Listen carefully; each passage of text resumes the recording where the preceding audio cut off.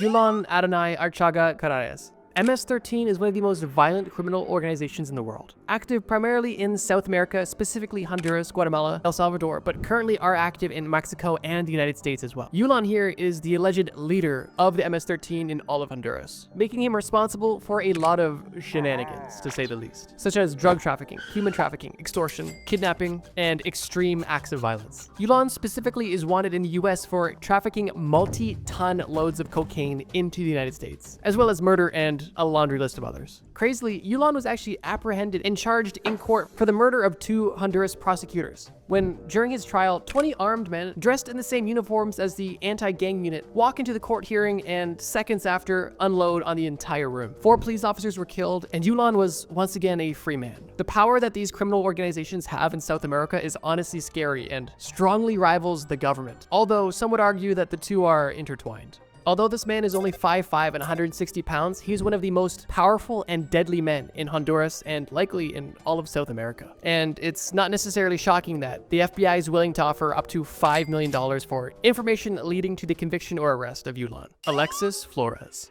Alexis is another man from Honduras, although he is even shorter and smaller than the previous entry. He stands at a staggering 5'4" tall and weighs only 130 pounds. But his alleged crime is absolutely sickening. To put it bluntly, Alexis Flores is alleged to have kidnapped and strangled to death a 5-year-old girl in Philadelphia, Pennsylvania. This young girl was reported missing in July of 2000 and was found a few weeks later lifeless in the basement of an abandoned apartment building in August of 2000. Unfortunately, for this crime, there was little to no evidence and the case went cold for multiple years. The only piece of evidence they had was a strange t-shirt. It wasn't until 7 years later in 2007 when DNA analysis advancements were far enough along where they were successfully able to find a matching DNA sample to someone that they arrested years prior for shoplifting and forgery. They finally had a lead and a perfect DNA match, closely linking this criminal to at least the owner of this t-shirt, which was directly at the crime scene. Although when they found out who this t-shirt belonged to, they had a whole new problem that they had to solve. They knew they had their guy, Alexis Flores, but when searching the database, they also saw that Alexis Flores was no longer in the United States. Alexis was actually deported years prior for other unrelated charges, and unfortunately, the authorities had no idea where he was. It's pretty shocking how somebody can do something once again so brazen in broad daylight and have absolutely nobody report or see anything, at least anything that was able to bring him to justice.